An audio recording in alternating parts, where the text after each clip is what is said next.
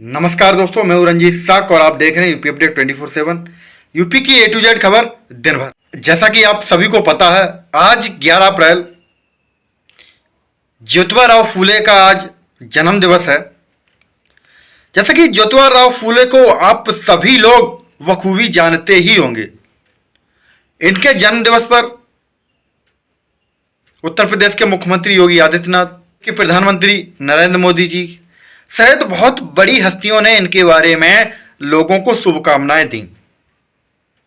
उसके साथ ही साथ आज मुस्लिम त्योहार, कहीं ना कहीं एक भाईचारे का प्रतीक त्योहार ईद भी, ईद उल फितर पूरे भारत सहित अन्य देशों में भी मनाया जा रहा है।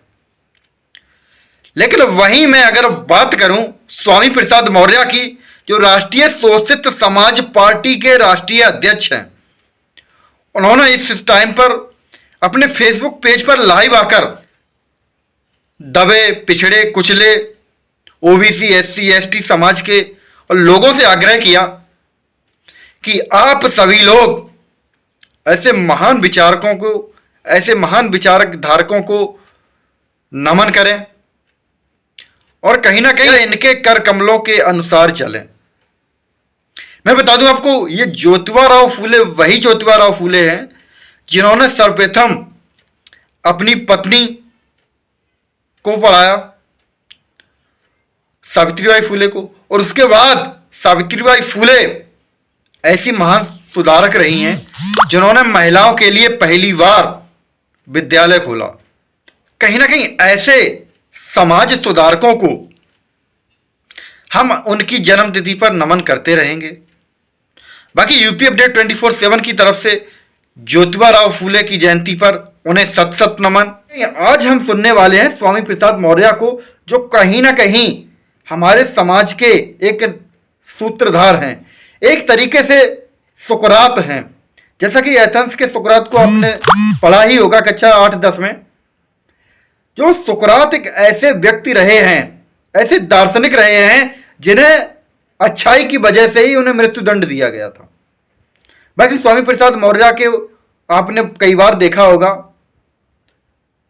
बहुत सारे ऐसे उनके बयान रहे हैं जो कहीं ना कहीं समाज को सुधारने वाले रहे हैं, लेकिन उनके खिलाफ षड्यंत्र भी रचे गए। जिस तरीके से तथागत गौतम बुद्ध को कहीं ना कहीं जो है षड्यंत्र रच के ही उन्हें जो है खत्म कर दिया गया। उनके धर्म को भी धीरे धीरे से खत्म किया जा रहा है। आप सभी को पता है, अच्छाई को खत्म करने के लिए बहुत लोग आगे आ जाते हैं आज के दौर में। बाकी अब हम सुनते हैं स्वामी प्रसाद। भी जाति के नाम पर मंदिरों में जाने से रोक दिया जाता है। यहां तक कि इस देश के सर्वोच्च पद पर आसीन राष्ट्रपति जैसे महत्वपूर्ण पदों पर हमारी वर्तमान राष्ट्रपति द्रौपदी मुर्मू जी को और पूर्व में जो राष्ट्रपति रहे हैं माननीय कोविंद जी को भी इस प्रकार के विपरीत परिस्थितियों का सामना करना पड़ा है। जबकि राष्ट्रपति जैसे महत्वपूर्ण पदों पर बैठे हुए एक नहीं दो राष्ट्रपतियों को मंदिर में जाने से रोका गया। एक को राजस्थान के ब्रह्मा मंदिर पुष्कर में जाने से रोका गया, तो दूसरे को दिल्ली के जगन्नाथ मंदिर में जाने से रोका गया। तो स्वाभाविक रूप से इसलिए रोका गया क्योंकि हमारे दोनों राष्ट्रपति एक दलित समाज से ताल्लुकात रखते थे, तो एक आदिवासी समाज में पैदा हुए थे। यह विडंबना है इस देश के जात पात, छुआछूत, ऊंच नीच और भेदभाव जैसे भयंकर सामाजिक कैंसर को खत्म करने का अभी भी वक्त है कि हम अपने महापुरुषों के चलाए गए इस अभियान को अंतिम दम तक लड़ते रहे, जब तक कि हम यहां पर करुणा, मैत्री, बंधुत्व, भाईचारे का समाज बनाने में सफल न हो। हमारा प्रयास, हमारा भारतीय संविधान भी इसी बात की ओर इंगित करता है कि हम वर्ण, जाति, लिंग, जन्म स्थान के आधार पर किसी के साथ भेदभाव नहीं कर सकते हैं, नहीं करना चाहिए, नहीं किया जाना चाहिए। फिर भी आज भी आए गए गाहे बेगाहे इस प्रकार की घटनाएं घटित हो ही जाती हैं। हमें शर्मिंदा होना पड़ता है। एक और हम अन्य ग्रहों पर जाने की तैयारी कर रहे हैं।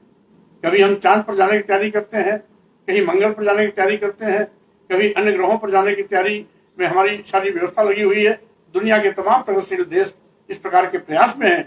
वहीं पर हमारे इस भारत देश में, जहां से पूरी दुनिया को यह संदेश गया वसुधैव कुटुंबकम का, कि पूरा विश्व ही हमारा परिवार है, हम मानव मानव एक समान की विचारधारा इसी भारत भूमि से गई है। उसी भारत में जब इंसानियत के साथ नारकी व्यवहार होता है, पशुवत व्यवहार होता है, पशुओं से बदतर जिंदगी जीने के लिए उनको पैदा किया जाता है, तो स्वाभाविक रूप से शरीर के रोए रोए कांप जाते हैं कि आज हम एक और आधुनिक भारत की कल्पना करते हैं, चांद पर जाने की बात करते हैं, मंगल पर जाने की बात करते हैं, दूसरी ओर आज भी सैकड़ों और हजारों साल पुरानी व्यवस्था के शिकार होकर के हम इंसानियत का कत्लेआम करते हैं, नफरत की बात करते हैं, घृणा की बात करते हैं, भेदभाव करते हैं।